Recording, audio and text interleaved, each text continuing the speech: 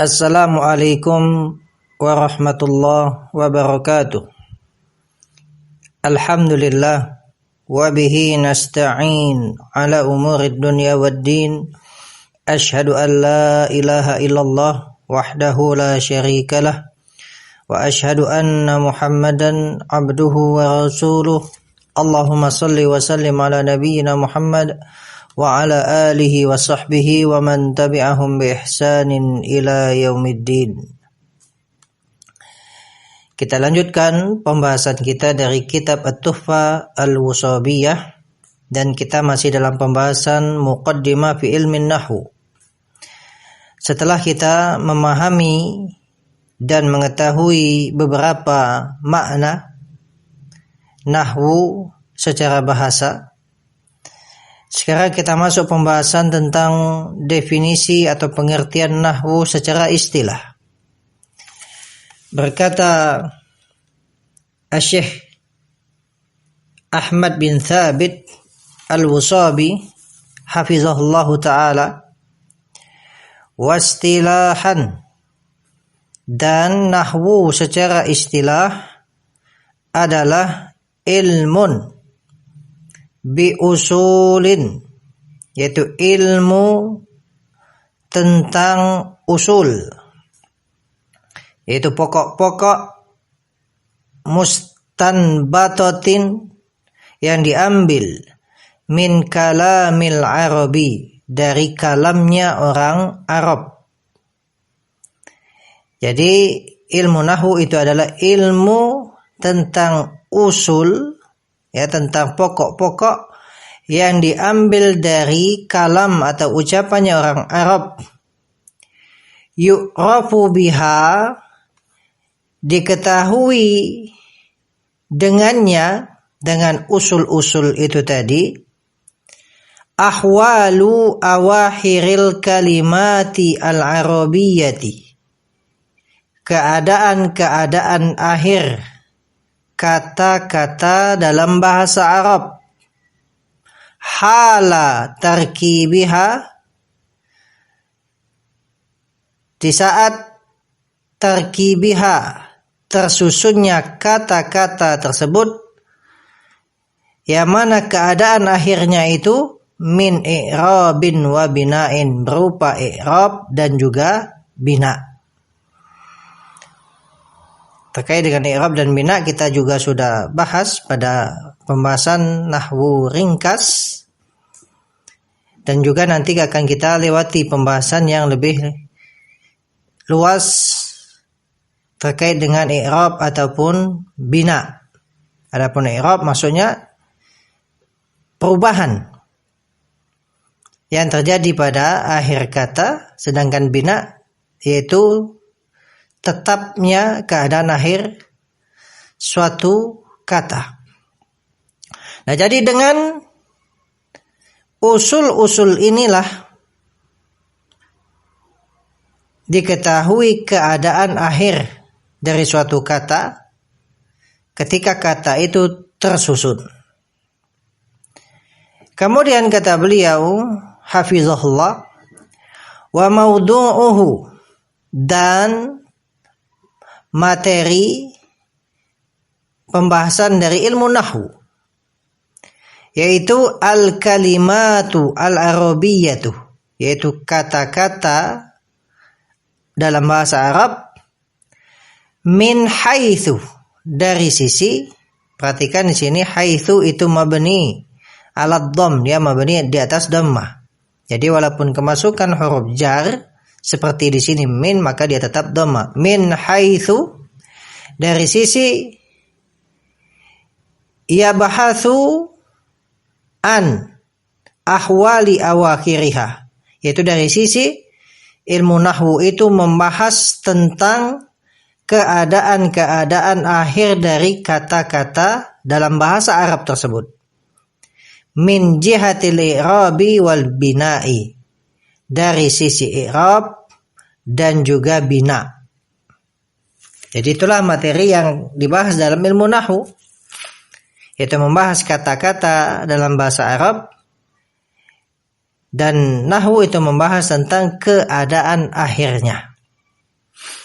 dari sisi i'rab ataupun bina. Kemudian kata beliau hafizahullah, wa thamratuhu, dan buah dari ilmu nahwu, yaitu saunul lisani anil khata'i. Saunul lisani anil khata'i fil kalami, yaitu menjaga lisan dari kesalahan fil kalam, dalam kalam, yaitu dalam ucapan. Jadi ketika kita mempelajari nahwu, buahnya akan menjadikan lisan kita terjaga dari kesalahan. Wal isti'anatu bihi, dan juga dengan ilmu nahwu ini kita pun terbantu ala fahmi ma'ani al-kitabi wa sunnati, ya terbantu untuk memahami makna-makna Al-Quran dan sunnah. Jadi ilmu nahwu itu sebagai pembantu bagi kita dalam memahami Al-Quran dan sunnah. Wa mukhatabatil arabi ba'dihim ba'dha, dan juga membantu kita untuk memahami mukhatabatil arabi, percakapan atau pembicaraan orang Arab, ba'dihim ba'dha, sebagian mereka dengan sebagian yang lain. Nah, inilah buahnya. Kemudian wa fadluhu, dan keutamaan dari ilmu nahwu. Huwa, dia ilmu nahwu itu adalah min asyrafil ulumi, termasuk ilmu yang paling mulia, wa anfa'iha, dan paling bermanfaatnya, wa arfa'iha, dan juga yang paling tingginya. Ini keutamaan ilmu nahwu. Karena tadi dengan ilmu nahwu kita bisa memahami makna-makna Al-Quran, memahami makna-makna sunnah. Kita bisa memahami Al-Quran dan sunnah dengan pemahaman yang benar. Maka ini jelas menunjukkan akan keutamaan, kemuliaan, manfaat dari ilmu nahwu. Bahkan cabang-cabang ilmu syar'i yang lain pun tidak akan bisa dia kuasai, tidak akan bisa dia pahami, melainkan ketika dia memahami ilmu nahwu.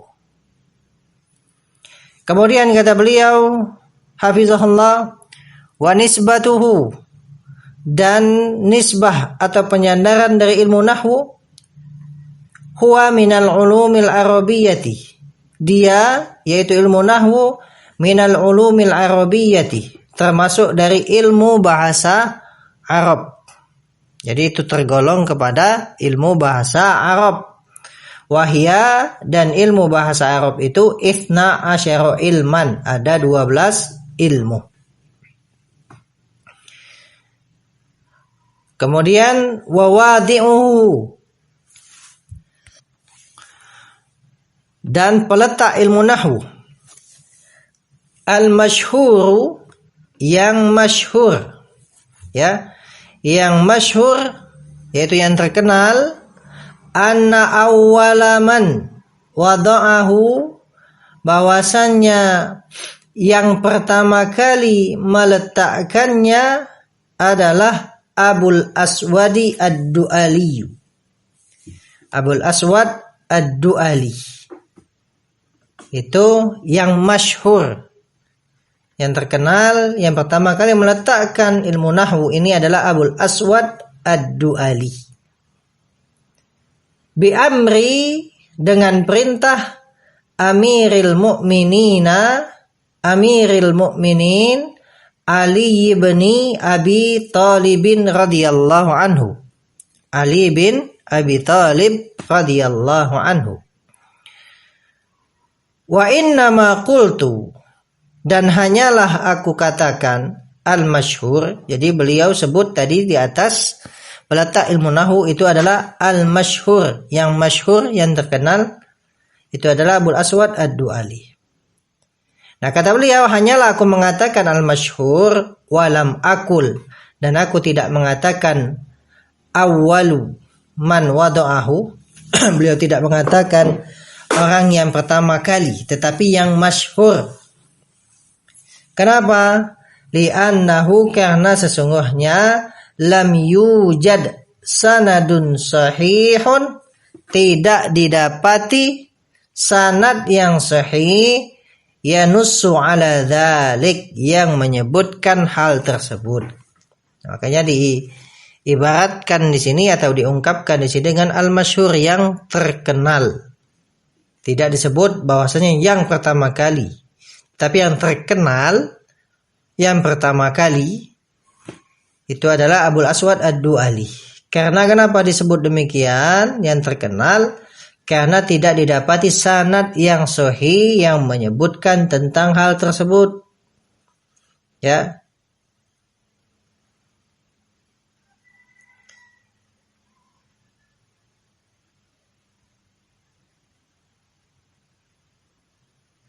Baik. Bahkan ada yang menyebutkan yang memerintahkan Abul Aswad Ad-Du'ali itu adalah Umar. Ya.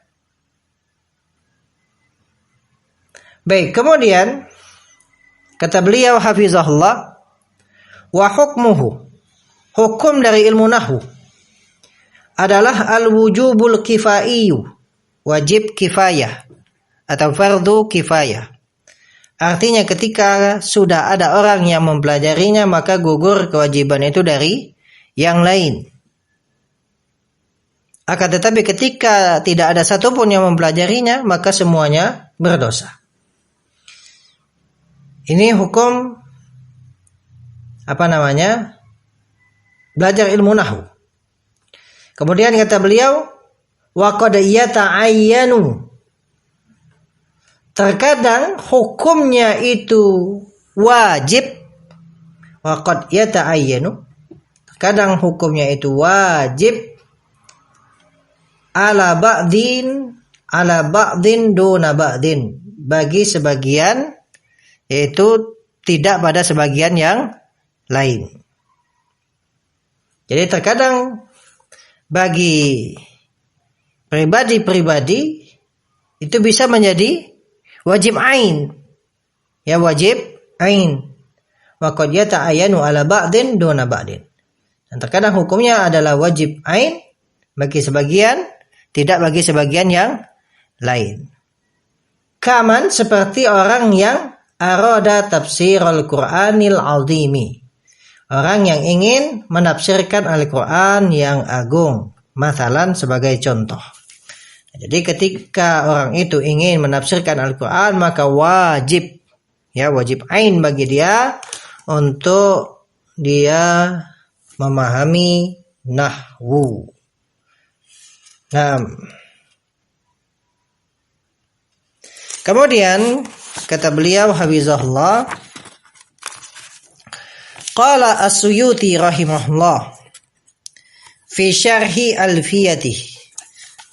As-Suyuti rahimahullah berkata di dalam syarah alfiyahnya, wa qad ittafaqa al-ulama'u, dan sungguh para ulama telah sepakat, ala anna nahwa, bahwasannya nahwu, yuhtaju ilaihi, dibutuhkan, fi kulli fannin min fununil ilmi, pada setiap bidang dari bidang-bidang ilmu. Jadi sepakat kata beliau para ulama bahwasanya ilmu nahwu itu dibutuhkan pada setiap bidang ilmu. Ya. Di setiap bidang ilmu. La siyama at-tafsiru wal hadithu. Terlebih lagi tafsir dan juga hadis. Fa innahu, maka sesungguhnya, la yajuzu li ahadin, tidak boleh bagi seorang pun, an yatakallama, dia berbicara, fi kitabillahi, ya, tentang kitabullah, hatta yakuna, hingga dia itu menjadi maliyan bil arabiyyati, hingga dia itu apa? Menjadi orang yang paham bahasa Arab. Jadi tidak boleh kata beliau berbicara tentang kitabullah, berbicara tentang apa? Tafsirnya, makna-maknanya dan yang lainnya sampai dia memahami bahasa Arab. Li'anna al-Qur'an Arabiyyun, karena Al-Qur'an itu bahasa Arab. Wala nafhamu maqasidahu, dan tidaklah kita bisa memahami maksud-maksud dari Al-Qur'an illa bima'rifati, kecuali dengan mengetahui bima'rifati qawaidil arabiyyati, kaedah-kaedah bahasa Arab. Ya, bima'rifati qawaidi al-arabiyyati, dengan mengetahui kaedah-kaedah bahasa Arab. Wa kadza al-haditsu, dan seperti ini juga hadis. Baik, alhamdulillah selesai kita dari muqaddimah ya dalam ilmu nahwu. Nah, di sini ada al-as'ilah, pertanyaan-pertanyaan. Ya silahkan ini sebagai bahan murojaah dan untuk melihat bagaimana pemahaman kita terkait materi yang telah disampaikan.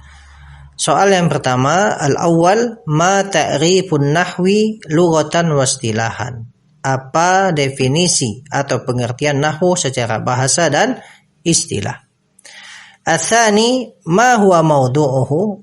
Apa materi pembahasan ilmu nahwu. Ats-tsalis, yang ketiga, ma hiya ats-tsamratu min ta'allumi ilmin nahwi. Apa buah dari mempelajari ilmu nahwu. Arabi, ilmu nahwi min ayyil ulumi. Ilmu nahwu itu termasuk ilmu apa? Ya, termasuk ilmu apa? Dia masuk ke dalam golongan ilmu apa? Al-khamis, man awwalu wadi'in li ilmin nahwi. Siapa yang pertama kali meletakkan ilmu nahwu? As-sadis, yang keenam, ma hukmu ta'allumin nahwi. Apa hukum mempelajari ilmu nahwu? Nah, baik, insyaallah kita lanjutkan nanti pada pembahasan berikutnya. Barakallahu fikum. Wassalamualaikum warahmatullahi wabarakatuh.